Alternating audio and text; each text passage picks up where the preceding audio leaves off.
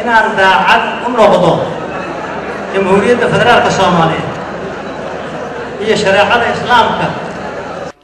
munaasabadani oo lagu dhaarinayay 199 sarkaal oo ku biiray ciidanka booliska Soomaaliyeed ayaa ka dhacday dugsiga tababarada ciidanka booliska Soomaaliyeed ee General Kaahiye. munaasabada waxaa goobjoog ka ahaa wasiirka amniga Soomaaliya, taliyaha ciidanka booliska Soomaaliyeed, taliye ku xigeenka wasiir dowlaha wasaaradda maaliyadda iyo xildhibaano ka tirsan baarlamaanka Soomaaliya. saraakiisha aqoon-yahanada booliska ee la dhaariyay ayaa ballan qaaday inay gudan doonaan waajibaadka qaran ee ay u dhaarteen. waxaana isbaraynaa dhammaanteen dhalinyarada dhiigga cusub wadanka waa wadankeeni, dhulka waa dhulkeeni, wuxuu sugayo waa annaka, madaxdii dalka biri waa annaka. marraba mahadnaqa aan maanta soo jeedinayna inuu ahaado mid af ku siman. waan ognahay mudana wasiir, mudana taliye dadaalkii dheeraa, waan ognahay qarashka nagu baxay, waan ognahay cilmiga aadna barteen.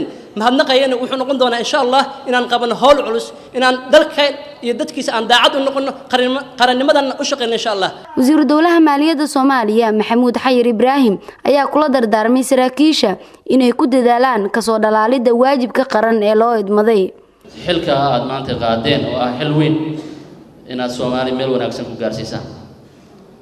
walaalayaal waxaad ogaataan ciidanka booliska Soomaaliyeed inuu taariikh leeyahay, inuu yahay astaantii nabadda, inuu yahay astaantii nabadgelyada, inuu yahay astaanta dhaqaalaha dalka.